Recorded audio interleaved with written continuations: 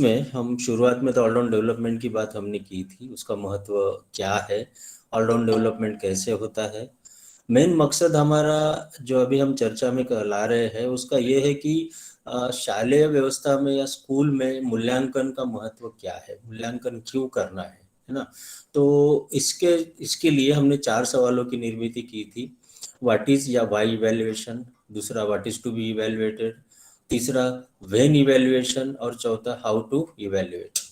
मतलब मूल्यांकन क्या है, मूल्यांकन किन बातों का होना चाहिए, मूल्यांकन कब होना चाहिए, और मूल्यांकन कैसे किया जाए या कैसे होना चाहिए। तो इसमें से जो शुरुआत के 2 सवाल है उसके ऊपर हमने काफ़ी हद तक चर्चा की थी।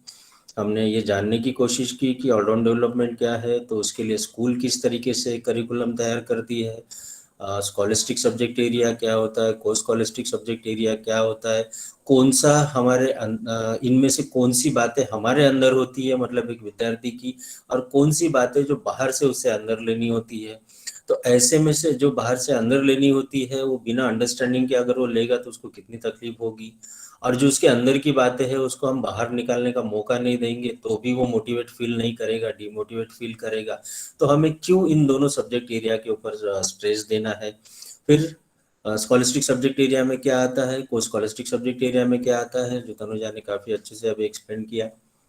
उसके बाद हम लोग लगभग यहाँ तक पहुंचे थे और हम सोच रहे थे, हम चर्चा कर रहे थे कि ये जो मूल्यांकन है इसका शॉर्ट टर्म ऑब्जेक्टिव तो एक क्लास से दूसरे क्लास में प्रमोट करना है, और लॉन्ग टर्म ऑब्जेक्टिव है कि जो कुछ पढ़ाया जा रहा है वो विद्यार्थी काफी हद तक खुद में रिटेन कर सके, लाइफ लॉन्ग उसको अपने साथ लेके चल सके।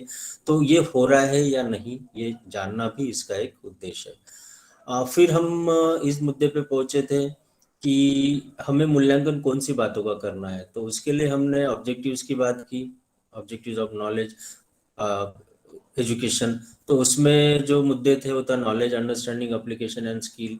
हमने ये चर्चा की थी कि अधिकांश जगह पर नॉलेज बेस्ड सवाल ज़्यादा होते हैं, उसके चलते हुए एक प्रकार से रटने की प्रवृत्ति को बढ़ावा दिया जाता है, और रटने की प्रवृत्ति सीमित होती है, कुछ समय तक वो ध्यान में रहती है लेकिन एक समय के बाद हम भूल जाते हैं, and that is bit natural also. इसीलिए केवल नॉलेज नहीं, अंडरस्टैंडिंग, एप्लीकेशन और स्किल ये कैसे महत्वपूर्ण है इसके ऊपर हमने चर्चा की, कुछ उदाहरण भी उसके हमने चर्चा में लाए। ये हमें सब इसलिए करना है कि हम जो कोई क्वेश्चन पेपर बना रहे, जिस भी फॉर्मेट का हमारा क्वेश्चन पेपर होगा, वेदर रिटर्न और ओरल और प्रैक्टिकल काइंड ऑफ थिंग, इसमें हमें इन चारों बातों को बहुत गौर से देखना है। ना कि केवल इंडिया को स्वतंत्रता कब प्राप्त हुई, अगर मुझे पता है तो मैं तुरंत जवाब दूंगा, नहीं पता है आप मुझे 10 दिन भी दे दो, सोचते रहूंगा तो मेरे दिमाग में वो जवाब थोड़ी आएगा। वो तो नॉलेज बेस्ड था। लेकिन अगर मैंने वो फ्रीडम स्ट्रगल पढ़ा है अच्छे से, माना कि मैं वो पर्टिकुलर डेट को नहीं बता पाया, लेकिन अगर मैंने अंडरस्टैंड किया है तो मैं एक्सप्लेन कर सकता हूँ कि ऐसे ऐसे हुआ था। सर डेट तो याद नहीं है लेकिन इन इन लोगों ने इसी प्रकार की घटनाओं को अंजाम दिया, अंग्रेजों ने ये किया था, फिर हमारे भारतीयों ने ये किया, ऐसे करते करते करते हम लोग हमारा विद्यार्थी कुछ तो उसके बारे में अपने दिमाग में रख पाएगा, अगर उसको उस बात की समझ उसके पास आई है तो यही कुछ चर्चा में हमने लाया था पिछले 2 कक्षाओं में। अब आज है हमारा तीसरा, व्हेन टू इवैल्यूएट, मूल्यांकन कब करना चाहिए। तो पहले मैं आप लोगों से जानना चाहूंगा, कब होता है मूल्यांकन, क्या ये कुछ ठराविक है, दैट मीन्स कुछ कुछ सिस्टमेटिक, एवरीथिंग इज डिसाइडेड भी होता है, या जिसको हम फॉर्मल कह सकते हैं, और फिर इनफॉर्मल भी होता है क्या, या मूल्यांकन एग्जैक्टली कब करना चाहिए, ऐसा कुछ डिसाइडेड है या अनडिसाइडेड है, या what what do you think. क्योंकि आप लोगों का मूल्यांकन अभी आप लोग थर्ड ईयर में हो, थर्ड ईयर में हो मतलब 12 और 3 15वीं कक्षा में अभी आप हो, तो 15 वर्षों से आप लोगों का मूल्यांकन हो रहा है। तो क्या आपका अंडरस्टैंडिंग है कि मूल्यांकन कब होना चाहिए, इसका कुछ डिसाइडेड है या अनडिसाइडेड है, या what exactly what is your understanding, please share.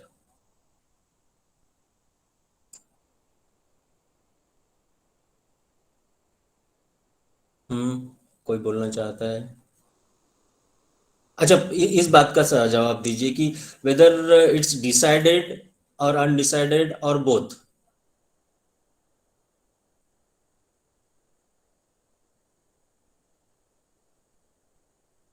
Both, Divyanshi का कहना है बोथ। दिव्यांशी थोड़ा बता सकते हैं बोथ कैसे, आप जब बोथ कह रहे हैं सही है। चलो आपका जवाब को मैं एक्सेप्ट करता हूँ, थोड़ा जब एक्सप्लेन कुछ। हाँ, या। स्कूल सिस्टम में फॉर्मल इवेल्युएशन होता है तो वो डिसाइडेड होता है उसका टाइम, मतलब क्वार्टरली एग्जाम होगी, पीरियोडिक टेस्ट होंगे, हाफ ईयरली होगी, एनुअल होगी। पर जो इनफॉर्मल इवेल्युएशन होता है, मतलब कोई हमारा रिलेटिव ही है, वही हमको इवेलुएट कर रहा है कि हाँ आपका बच्चा ये चीज अच्छे से करता है, तो वो इनफॉर्मल हो गया। और वो एट द टाइम ही उन्हें इवेल्युएशन कर दिया, और वो बहुत डायनेमिक होता है। हम्म, वेरी गुड। हाँ, इनफॉर्मल नॉन फॉर्मल ये चीजें भी आती है इसमें, फॉर्मल नॉन फॉर्मल और एक इनफॉर्मल। इनफॉर्मल अनजाने में जो चीजें हो जाती है, और नॉन फॉर्मल जानते हुए। जैसे मैं प्रीवियस नॉलेज थोड़ा सा चेक कर रहा हूँ आपका। ये जो मैं सवाल अभी पूछा कि मूल्यांकन डिसाइडेड है या अनडिसाइडेड है, फॉर्मल है, नॉन फॉर्मल है, इनफॉर्मल है, क्या है, तो ये मैं इतना सोच के नहीं था कि मैं ये सवाल पूछूंगा। मुझे ऐसा लगा कि ये सवाल पूछना चाहिए। तो ये डिसाइडेड नहीं है, एक प्रकार से ये नॉन फॉर्मल इवैल्यूएशन हुआ।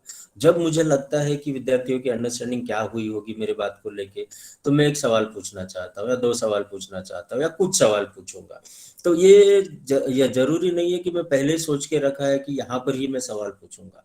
लेकिन दूसरे तरफ जो होता है फॉर्मल, जो दिव्यांशी ने अभी कहा, कि उसमें सब कुछ डिसाइडेड है। जैसे आपकी इंटरनल एग्जाम होती है, या फिर जो जो यूनिवर्सिटी का एग्जाम होता है, तो आपके पास पहले से टाइम टेबल आता है। उस टाइम टेबल में डे डिसाइडेड है, डेट डिसाइडेड है, कितने आवर का होगा वो डिसाइडेड है, मार्क्स डिसाइडेड है, कौन सा सब्जेक्ट कौन से डेट को होगा, एवरीथिंग इज डिसाइडेड, है ना। तो जब हम मूल्यांकन कब करना है इसके बारे में चर्चा करते, तो जवाब होगा मूल्यांकन is continuous process, right. Exactly exactly, आज ही होगा, कल ही होगा, परसों ही होगा, ये तो है, कुछ जगह पे ये तय भी है और कुछ जगह पे ये तय भी नहीं है।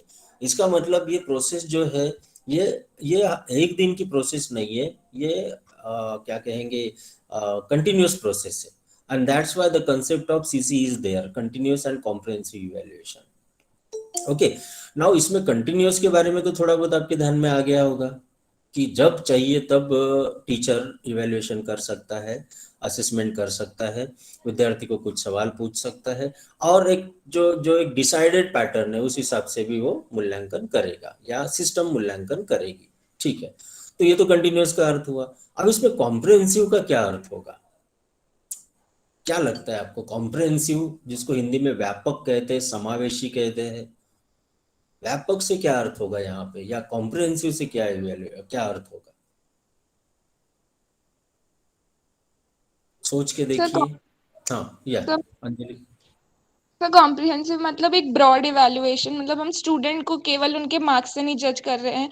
इवैल्यूएशन मतलब हम उनकी, जैसे हम फॉर एग्जांपल जब ईयर के एंड में जो एग्जाम होता है, तो स्टूडेंट जो है उसने वर्कअप किया, मेहनत करते सारे स्टूडेंट्स, मार्क्स भी ले आते हैं अच्छे। बट इन केस कोई स्टूडेंट नहीं ला पाया और हमें पता है वो स्टूडेंट अच्छा है, क्लास की अटेंडेंस उसकी अच्छी है, उसका बिहेवियर अच्छा है, उसका कंडक्ट बहुत अच्छा रहा है, तो हम उसको ऐसे ही उसको मतलब कम मार्क्स नहीं दे सकते बिना रीजन जाने कि ये क्यों हो रहा है। तो ये कॉम्प्रिहेंसिव मतलब एक ब्रॉड वे में हम इवैल्यूएट कर रहे हैं स्टूडेंट को, केवल उनके केवल मेजरमेंट नहीं कर रहे हैं बल्कि इवैल्यूएशन कर रहे हैं। मतलब सिर्फ मार्क्स असाइन करने का काम नहीं है हमारा, बल्कि इंस्टेड हमें उनकी इन डेप्थ थोड़ी अंडरस्टैंडिंग होनी चाहिए हर स्टूडेंट की बिहेवियरल और मतलब बाकी एस्पेक्ट्स के बारे में भी।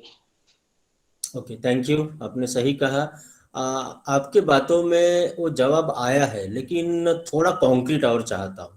और इसके ऊपर मैं पहले भी चर्चा कर चुका हूँ। मैंने अपने बातों में सिर्फ ये नहीं बोला कि इसको कॉम्प्रिहेंसिव कहते हैं, लेकिन बातें तो की गई है पिछले दो कक्षाओं में। तो आपने जो कहा वो एक प्रकार से ऊपरी तौर पे तो आ गया। अगर स्पेसिफिक जानना चाहे कि हाँ सर इस तरीके की करेंगे, ऐसा करेंगे, तो ये कॉम्प्रिहेंसिव होगा। सर जब हम स्कोलास्टिक एंड को स्कोलास्टिक दोनों ही एरियाज में स्टूडेंट के परफॉर्मेंस को इवेलुएट करते हैं, so that can be considered as comprehensive. Because इस कंडीशन में हम सिर्फ उसके इंटेलेक्चुअल डोमेन पर अपना कंसर्न नहीं दिखा रहे हैं, हम उसके हर स्टैंडर्ड डोमेन पर इवेलुएशन कर रहे हैं। So this kind of evaluation can be considered as comprehensive. Yeah very good Tanuja. Anjali ने एक हिंट दे दी थी, आपने उसको पूर्ण किया। ओरिजिनली हमारी चर्चा ही यहाँ से शुरू हुई थी ऑलराउंड डेवलपमेंट से। तो अगर आप स्कॉलिस्टिक पे ही स्ट्रेस दोगे तो ऑलराउंड डेवलपमेंट तो संभव नहीं, हमने देखा। तो को स्कॉलिस्टिक का भी होगा। साथ ही साथ जो सेकंड क्वेश्चन हमारे सामने था कि what is to be evaluated, उसमें भी केवल आप नॉलेज पे स्ट्रेस दोगे तो हायर ऑर्डर थिंकिंग स्किल कहाँ जाएगी? हॉट्स के बारे में जो हम बात करते हैं, वो हॉट्स किस तरीके से विद्यार्थी में डेवलप हो पाएगा? तो मूल्यांकन इन चारों बातों को, चारों ऑब्जेक्टिव्स को भी साथ में लेके उसने चलना चाहिए। कुछ सवाल नॉलेज के हो, कुछ अंडरस्टैंडिंग के हो, कुछ एप्लीकेशन के हो और कुछ स्किल के हो। तो ये तो हमने पहले भी देखा कि कौन से सवाल नॉलेज के होंगे, कौन से अंडरस्टैंडिंग, एप्लीकेशन और स्किल के होंगे।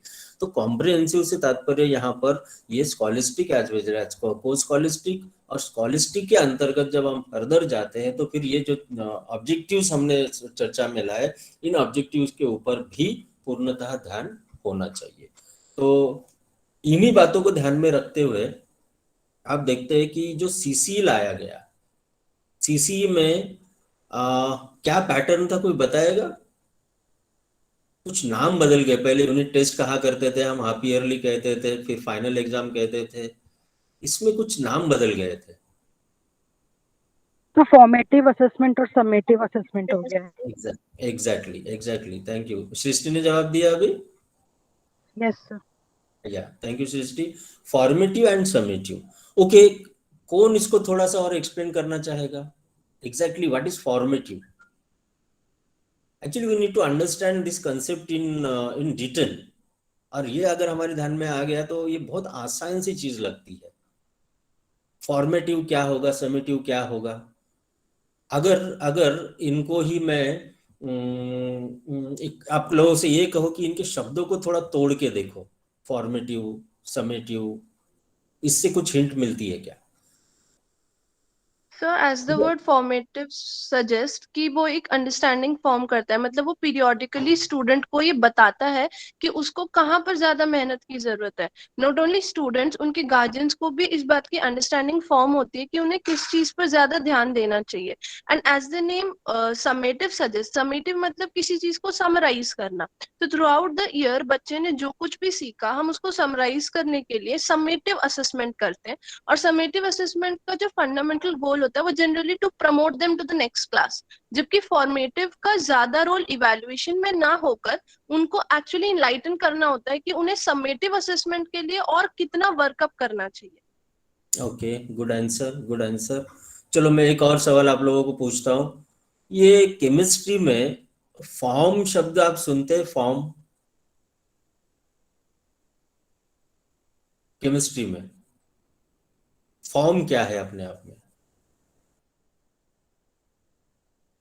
अगर मैं एक क्या कहते हैं आप लोग उसको, अणु, रेणु, कण, कण, पार्टिकल, एक छोटे से कण को पार्टिकल कहते हैं क्या? कण, कण होता है ना, एक छोटा सा कण, मिट्टी का कण, रेती का कण। हाँ, एटम कहते हैं सर। और एक बार फिर से। Atom. Atom. Atom, atom, atom कह रहे, ठीक है, ठीक है, ओके। हम सिंपल भाषा में उसको अगर एक कण कहे, एक चॉक को हमने फाइन पाउडर में बदल दिया और उसमें से एक छोटा सा जो कण है वो सुई के नोक पे उठाया, तो वो छोटा सा कण अपने आप में कंप्लीट है या नहीं है?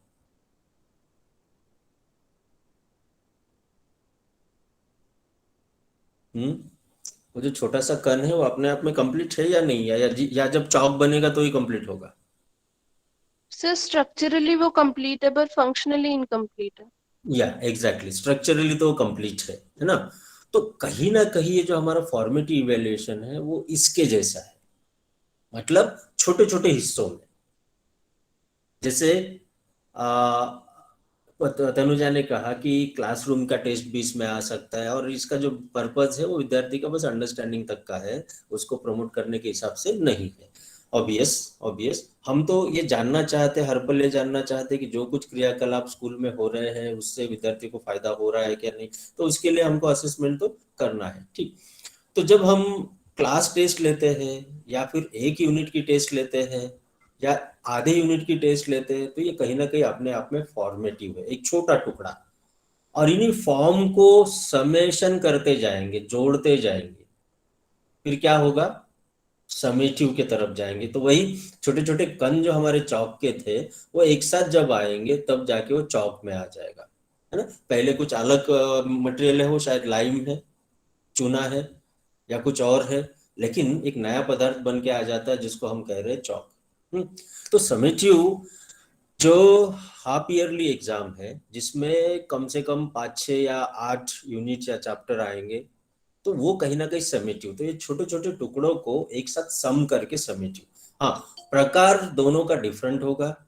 फॉर्मेटिव थोड़ा आसान तरीके का होगा, खास करके एक्टिविटी बेस होगा, थोड़ा ओरल होगा, और समेटिव जो है वो थोड़ा कहीं ना कहीं थ्योरेटिकल के तरफ जाएगा।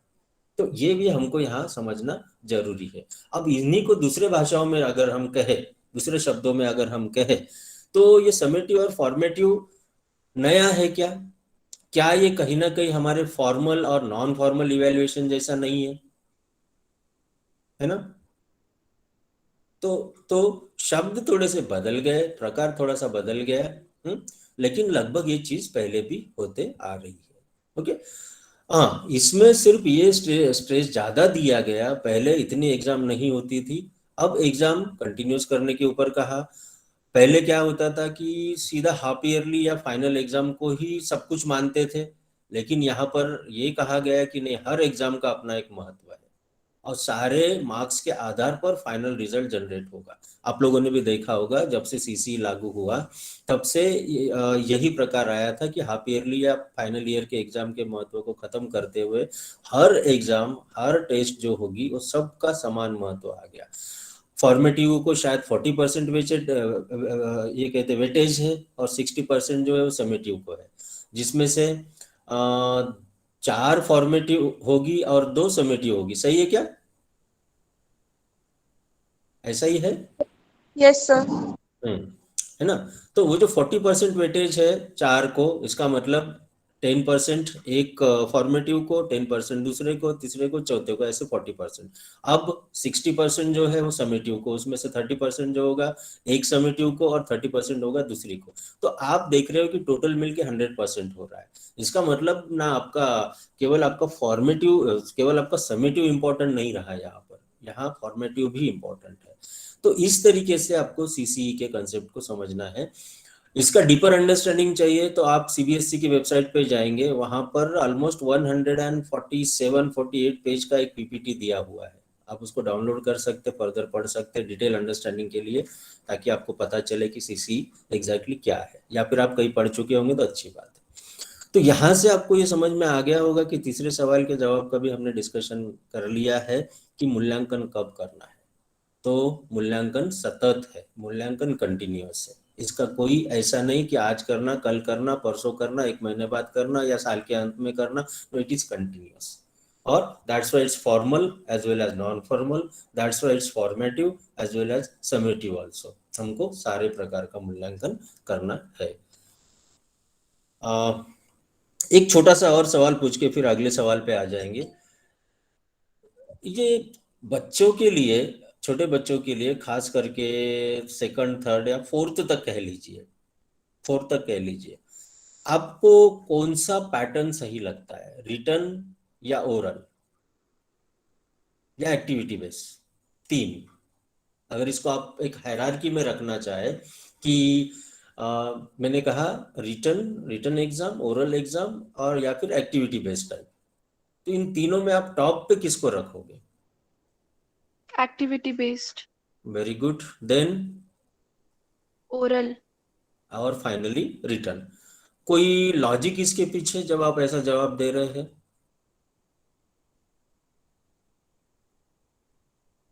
कोई सोच, कोई थिंकिंग कि एक्टिविटी पहले क्यों, दूसरे नंबर पे ओरल क्यों, तीसरे नंबर पे रिटर्न क्यों? सो आई थिंक इसके 2 रीजंस हो सकते हैं। पहला ये कि मतलब जो छोटे बच्चे होते हैं वो मतलब जल्दी से हैंड राइटिंग में उनका इतना प्रिसिशन नहीं आ पाता।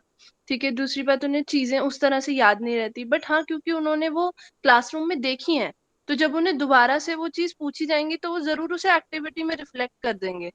तो पहला रीजन तो ये हो सकता है कि उनका हैंड राइटिंग, उनकी मतलब फैक्ट मेमोराइजिंग जो पावर होती है वो इतनी डेवलप नहीं होती, इतनी एफिशिएंट नहीं होती। एंड दूसरा ये कि जो भी उनकी सराउंडिंग में होता है वो उस चीज को ज्यादा अच्छे से याद रख सकते हैं, मतलब इसे लर्निंग बाय डूइंग इससे भी समझ सकते हैं।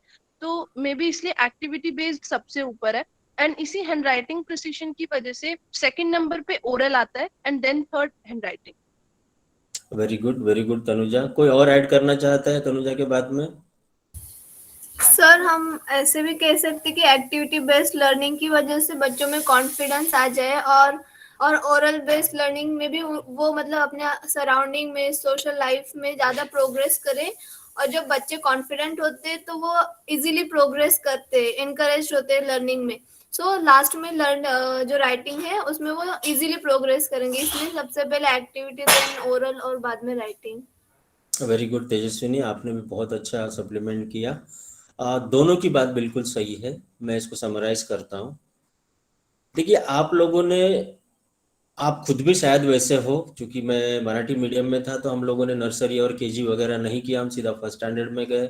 आप लोग नर्सरी केजी किए होंगे, या फिर आजकल आपके आसपास भी कोई छोटे बच्चे होते होंगे तो आप लोगों ने देखा होगा कि नर्सरी का बच्चा कितनी राइम बोलता है, केजी का बच्चा कितने राइम्स बोलता है, कितनी राइम्स याद होती है उसको। इसका मतलब दिमाग तो है उसके पास स्टोर करने के लिए, याद तो कर पा रहा है वो। सही है नहीं है? Yes sir. या और दूसरा, वो क्यों उसने याद किया, इसके ऊपर भी अगर आप थोड़ा गौर करो तो जिस स्टाइल से उनको बताया जाता है, जैसे आपने देखा होगा ना, मुझे छोटी सी एक दो बातें याद है, ज्यादा तो नहीं। और जैसे मछली जल की रानी, ऐसे ऐसे ऐसे करके कुछ उनको एक्शन करके दिखाते हैं, और छोटा मोटा डांस की स्टेप दिखाते, कुछ दिखाते, तो उनको वो एक्टिविटी के साथ वो ये नहीं समझ पाते एग्जैक्टली कि व्हाट एग्जैक्टली मछली जल की रानी है, इसका मीनिंग क्या है। मुझे नहीं लगता कि उनको इतना पता होगा, बट एक रिदम होता है उसमें, एक एक्शन होता है, एक एक्टिविटी होती है। और उसके, आप जानते कि जिस कार्य में, हमेशा के लिए याद रखिए, जिस कार्य में हमारे मैक्सिमम हमारा सेंसेस यूटिलाइज हुए हैं, वो कार्य लंबे समय तक याद रहेगा। आप सहमत हो मेरे इस बात से? Yes yes sir. यस। या इसीलिए आपको केवल थ्योरी नहीं, आपको प्रैक्टिकल भी साथ में कराया जाता है कि आप खुद भी देखो। अगर नॉर्मली हमें 5-6 साल की जो जिंदगी है शुरुआत की, वो हमें याद नहीं रह पाती। शुरुआत की 6-7 साल, 8 साल के पहले की जिंदगी हमें याद नहीं रह पाती, खास करके जब हम बड़े हो जाते हैं। जब हम बड़े हो जाते हैं तो हमें वो याद नहीं रह पाता। लेकिन फिर भी बचपन की कुछ ऐसी घटनाएं हैं जो आज तक हम भूल नहीं पाए। सारी घटनाएं तो बिल्कुल याद नहीं है, बहुत कम घटनाएं याद है। और वो घटना क्यों याद है? क्योंकि वहां पर कहीं पे हमारे सारे सेंसेस यूटिलाइज हुए हैं। मुझे आज जब मुझे फर्स्ट कक्षा में डाला जा रहा था, तब मुझे वहां की 2 बातें आज भी याद है। पहली बात, अचानक ही बोला गया कि आज आपको स्कूल में जाना है। अब स्कूल क्या होती है क्या नहीं, कुछ अंडरस्टैंडिंग थी नहीं। तो मेरे गांव में मैं जाके, वो जो एक पत्थरों की दीवार होती है टेम्पररी, आप लोगों ने देखी होगी, गांव में होती है, आप पता नहीं है, हमारे गांव में तो आज भी है। खेती को ऐसे फेंसिंग करने के लिए क्या करते थे, पत्थर के ऊपर पत्थर रख देते थे और एक प्रकार से एक टेम्पररी दीवार बनाते थे। तो हमारे घर के उस तरफ एक दीवार थी, मैं जाके उसके पीछे छिप गया। तो फिर भी मेरे दादा ने ढूंढ लिया, पकड़ के स्कूल में लेके गए। क्योंकि मैं जाना नहीं चाहता था, मैं डरा हुआ था, तो मुझे वो घटना बहुत अच्छे से याद है। मैंने बहुत हल्ला मचाया, सब कुछ किया, लेकिन कुछ बस चला नहीं।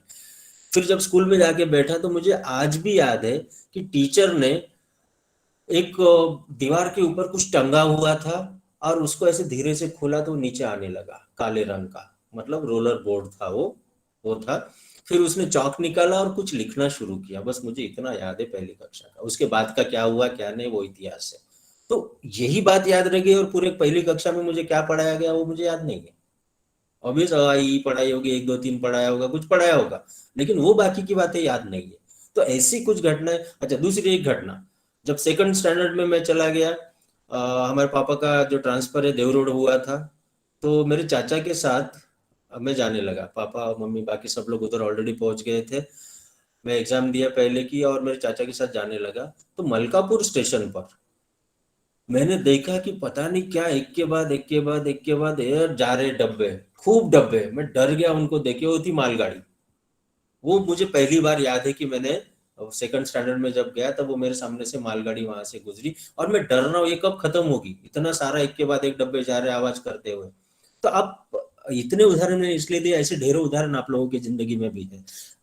तो हमारे ज्यादा से ज्यादा सेंसेस जहां इन्वॉल्व होंगे, वो लर्निंग ज्यादा परमानेंसी के तरफ बढ़ती है। इसीलिए इसीलिए जो कोचिंग क्लास में हमको अच्छे मार्क्स लेने के लिए बताया जाता है, हम अच्छे मार्क्स लेते भी, और उसके बेस पे हम लोग आईआईटी में भी एडमिशन ले लेते, नीट जी जो कुछ है वो सब क्लियर कर लेते हैं, अच्छी जॉब भी कर लेते हैं, सब हासिल हो जाता है। लेकिन क्या हम वाकई ऑलराउंडर बन पाते, क्या हम वाकई सेटिस्फाई हो पाते हैं? अगर ऐसा होता तो कई इंजीनियर्स को, कई डॉक्टर्स तक को सुसाइड करते हुए हम लोग नहीं देखते। इसका मतलब लाइफ स्किल की कहीं ना कहीं कमी रह गई। हमको सिर्फ और सिर्फ एक ही बात बताई गई कि ज्ञान को या नॉलेज को किस तरीके से दिमाग में अकोमोडेट करना है, जगह देनी है। तो जगह तो लिमिटेड है। आप देखते हो कंप्यूटर भी हैंग होता है, तो हमारा दिमाग क्यों नहीं हैंग होगा? और दिमाग को हैंग होने से बचाना है, इसीलिए हम भूलते हैं। सो भूलना अच्छा है कि बुरा है? अच्छा। अच्छा, कि अच्छा है, क्योंकि हर एक बात अगर आप दिमाग में रखोगे तो दिमाग क्या होगा, कंप्यूटर से हैंग हो जाएगा, क्योंकि उसका रैम और रोम लिमिटेड ही है ना। उसका बहुत ज्यादा आप अलग से, कंप्यूटर में तो फिर भी आप रैम और रोम को बदल सकते हो, एक्सटर्नल हार्ड डिस्क डाल सकते हो। अगर रैम थोड़ा सा कम है तो आप उसको चेंज करके नया स्लॉट डाल के उसकी कैपेसिटी बढ़ा सकते हो। लेकिन दिमाग की कैपेसिटी कैसे बढ़ाएंगे? उसका स्टोरेज और उसका जो रैंडम एक्सेस मेमोरी है वो तो उतनी ही है। तो हमको उसको तरीके से संचालित करना पड़ेगा। और इसके लिए एक छोटी सी बात बता के फिर अगले सवाल पे आता हूँ। देखिए, इंसान पागल क्यों होता है? बहुत सिंपल सा सवाल पूछ रहा हूँ। कोई भी व्यक्ति जब पागल होता है वो क्यों होता होगा?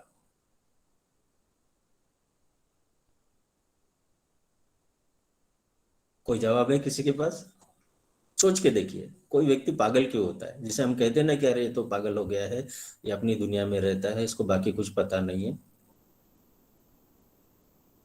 सर स्ट्रेस की वजह से। स्ट्रेस की वजह से, ओके। और हाँ, स्ट्रेस तो है, एक रीजन तो है। हाँ, स्ट्रेस तो है। तो स्ट्रेस तो हर किसी को आता है, आपको भी एग्जाम के समय स्ट्रेस आता है, मुझे भी कभी कभी घर में स्ट्रेस आता है, कभी कभी खेल रहा होता हूँ, हार रहा होता हूँ तो स्ट्रेस आता है। स्ट्रेस तो हम हर किसी को आता है, तो हर कोई तो उस तरीके से नहीं होता। और थोड़ा सा उसको आगे जाए हम, तो स्ट्रेस तो रीजन है, लेकिन और क्या? जब सर किसी बॉडी को, अपने माइंड को, अपने एक्शंस को मतलब कंट्रोल नहीं कर पाता है, कि वो कर मतलब वो खुद ही अनअवेयर होता है कि वो क्या कर रहा होता है। ओके, ठीक है अंजलि। हाँ, तेजस्विनी। जब किसी चीज से बहुत ज्यादा ओबेस्ड होते, एकदम पैशनेट और नहीं मिलती, या हमारे एक्सपेक्टेशंस पूरे नहीं होते, तो शायद। ओके, चलो आपकी बात को थोड़ा और आगे बढ़ाना पड़ेगा। हमारी एक्सपेक्टेशन तो बहुत बार पूरी नहीं होती, फिर? लेकिन उस चीज से हम जब ओबेस्ड होते हैं ना, एकदम पैशनेट, तब। या मतलब मुझे ये चाहिए ही चाहिए। Yes sir. हाँ, किसी ने ओवर थिंकिंग लिखा है, राइट। ओवर थिंकिंग भी क्यों? लेकिन क्या परिस्थितियां है, क्या होता होगा एग्जैक्टली?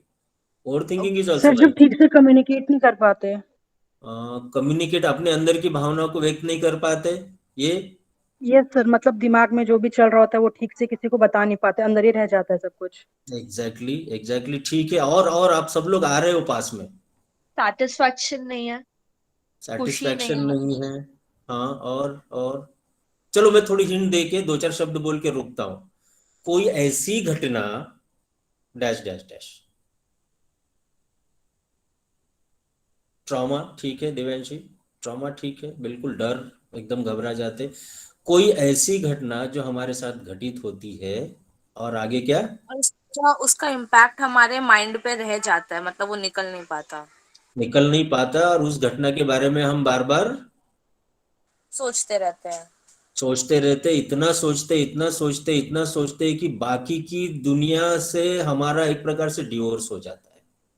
हम उसी जगह पे आके लटक जाते हैं, उसी के बारे में सोचते हैं। दिन रात हमारे दिमाग में वही चल रहा होता है ना। इसीलिए आपने देखा होगा आसपास भी या मूवीज में भी, कभी किसी व्यक्ति की मृत्यु होती है और उसका जो रिलेटिव है वो रोता नहीं है, तो नॉर्मली क्या करते हैं लोग?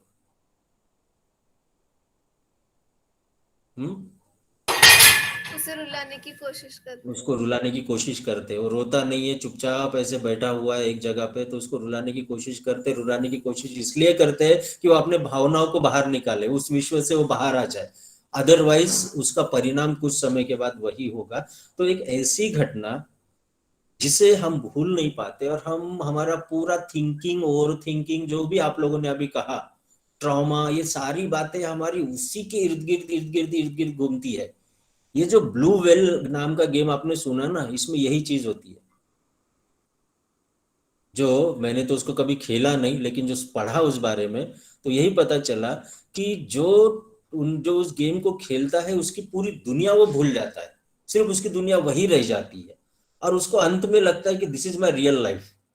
और कुछ समय के बाद उसके अंदर ऐसी फीलिंग आ जाती है कि मैं इसमें कुछ भी करूंगा तो कुछ नहीं होना है। तो ऐसे में, क्योंकि वो तो रियलिटी से परे है, तो ऐसे में कई लोगों को जान गंवानी पड़ी, कई लोग साइको मतलब उनका जो दिमाग का स्तर है वो नीचा हो गया, गिर गया, हिल गया, परेशान हो गए सब। तो कोई ऐसी घटना जिसको हम भूल नहीं पाते, उसी के बारे में सोचते हैं, उसी के बारे में सोचते हैं, और बाकी सब कुछ धीरे धीरे हम भूलना शुरू होते हैं, और उसी स्टेज को कहा जाता है कि कोई व्यक्ति पागल हो गया। जबकि वो वायलेंट हो सकता है या पूर्णतः शांत भी हो सकता है, वो किसी से कुछ नहीं कहेगा, लेकिन आप उससे कुछ पूछो तो उसको कुछ याद भी नहीं है, वो अपनी दुनिया में रहता है। एनीवेज, सो कमिंग बैक, देखिए इतनी सारी बातें, चूंकि आप टीचर बनो ना बनो, आगे आपने जो भी सोच रखा होगा, आप टीचिंग में आते हो, फाइन, टीचिंग में नहीं भी आते हो, तो मैं जो कुछ ये कह रहा हूँ ये पूरे लाइफ में हर जगह पे अप्लीकेबल होगा, हर जगह पे। कल चल के आप लोगों को पेरेंट बनना है, उस समय भी आप सोचोगे कि बच्चों को हम कैसे बड़े करें, क्योंकि बच्चे का जन्म होना इट्स नेचुरल प्रोसेस, वो कोई हमारे हाथ में नहीं है, लेकिन जन्म होने के बाद उसको कैसे बड़ा किया जाए, it's really very tough task, very tough job, बहुत मुश्किल है। हम भी जब बड़े होते रहते हैं हमको लगता है माँ बाप इतनी बंदिशें हमारे ऊपर डाल रहे हैं, ये करने के लिए मना कर रहे हैं, वो करने के लिए मना कर रहे हैं, लेकिन हम उस एज में ये सोच नहीं पाते कि हमको ये क्यों मना कर रहे हैं।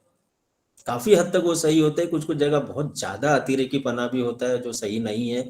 तो उन्हीं इसमें से हमको सीख के हमें ये देखना पड़ता है कि आगे की लाइफ में किसी के साथ हमको कैसा व्यवहार करना चाहिए। ओके, तो तीसरे सवाल का जवाब तो हमें मिल गया। चौथा सवाल हमारा है वो, लेकिन काफी बड़ा है, तो मैं एक काम करता हूँ, चौथे सवाल को अगले क्लास के लिए रोक देता हूँ, वहां पे एट लेंथ बात करके फिर इस टॉपिक को हम स्टॉप कर देंगे, और उसके बाद फिर जो कोई नया टॉपिक होगा उसके ऊपर हम बात करेंगे। तो किसी को कुछ सवाल पूछना है तो अभी पूछिए, otherwise I will stop the recording and then we will take the roll call. Any question?